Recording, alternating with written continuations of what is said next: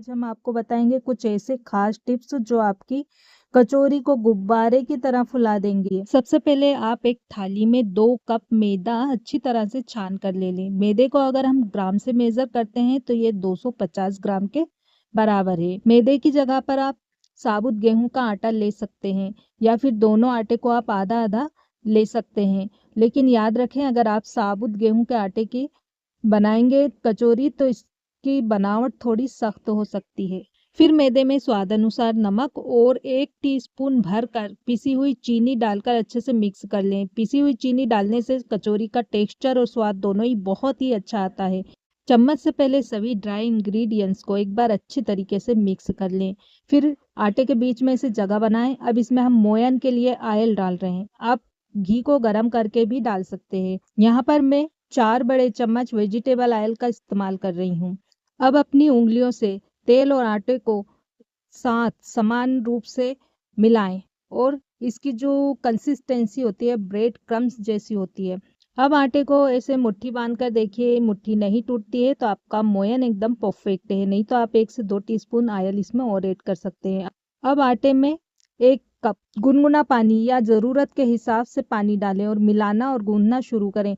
कचौरी का आटा बहुत ज़्यादा नरम या बहुत ज़्यादा सख्त नहीं होना चाहिए। आटे को ज़्यादा देर मसलिए नहीं। गूंदे हुए आटे को सेट होने के लिए 15 से 20 मिनट के लिए रख दीजिए। इसी दौरान कचौरी में भरने के लिए मटर की पिट्ठी तैयार कर लेते हैं। इसके लिए एक मिक्सी का जार ले लीजिए और इसमें 1 कटोरी फ्रेश हरी मटर के दाने डाल दीजिए। इसी के साथ इसमें 3 से 4 हरी मिर्च को स्लिट करके डालें। आधा इंच का अदरक का टुकड़ा स्लिट किया हुआ और 9-10 लहसुन की कलियां छील कर डाल दीजिए। अब मटर के दानों को हमें मोटा मोटा यानी दरदरा पीसना है, बिना पानी डाले। ये देखिए, इस तरह से मटर के दानों को मैंने दरदरा पीसा है। यहाँ पर हम ले रहे हैं 2 मीडियम साइज के आलू उबले हुए। आलू को लेकर एक बारीक ग्रेटर से अच्छे से ग्रेट कर लें। आप इसे मेशर से भी बारीक मैश कर सकते हैं। आलू को मैंने यहाँ पर कद्दूकस से बारीक कद्दूकस कर लिया। अगले स्टेप में गैस चूल्हा ऑन कीजिए, इस पर एक पैन रखिए और पैन में 1 टेबल स्पून तेल डाल के गरम कर लीजिए। गरम तेल में थोड़ी सी हींग डालिए और अब इसके बाद हमने जो मटर पीस कर रखे हैं ये मटर इसमें डालेंगे और मटर को हम इसे लगातार चलाते हुए 3 से 4 मिनट के लिए धीमी आंच पर भून लेंगे।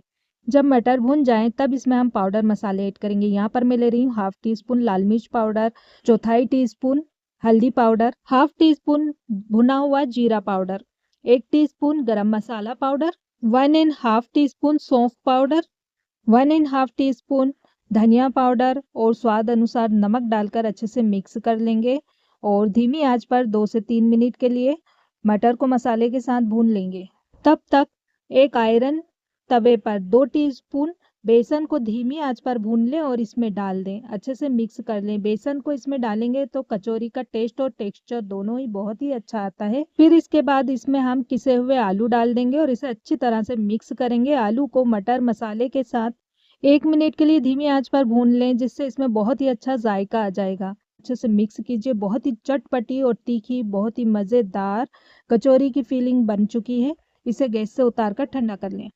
इधर टाइम पूरा होने के बाद हमारा जो आटा है अच्छी तरह से सेट हो गया है। इसे दोबारा से हल्का सा मसल के चिकना कर लीजिए। अब इसे हम 10 या 12 बराबर बराबर हिस्से में बांट लेंगे और इसकी लोई बना लेंगे।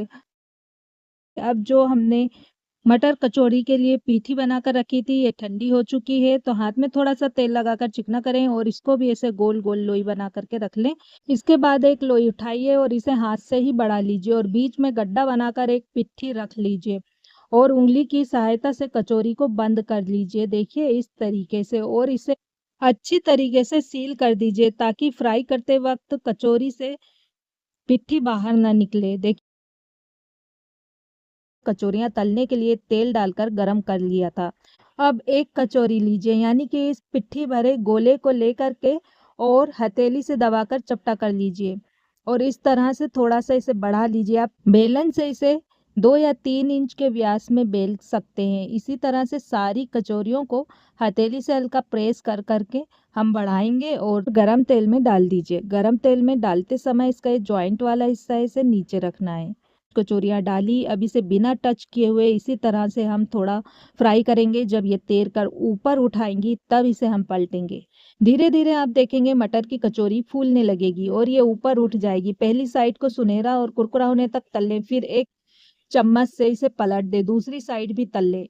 ज़रूरत के हिसाब से आप इसे 2 से 3 बार पलटें और तब तक तलें जब तक कि ये दोनों तरफ से सुनहरे, भूरे और परतदार ना हो जाएँ। कचौरियों का एक बैच फ्राई होने में 5 से 6 मिनट का टाइम लग जाता है। आप देख पा रहे होंगे कचौरी पे बहुत अच्छा कलर आ गया है। तो अब कचौरियों को एक स्ट्रेनर में निकाल लीजिए और एक्स्ट्रा तेल ऐसे कढ़ाई में निथार कर इन्हें एक प्लेट में निकाल लीजिए।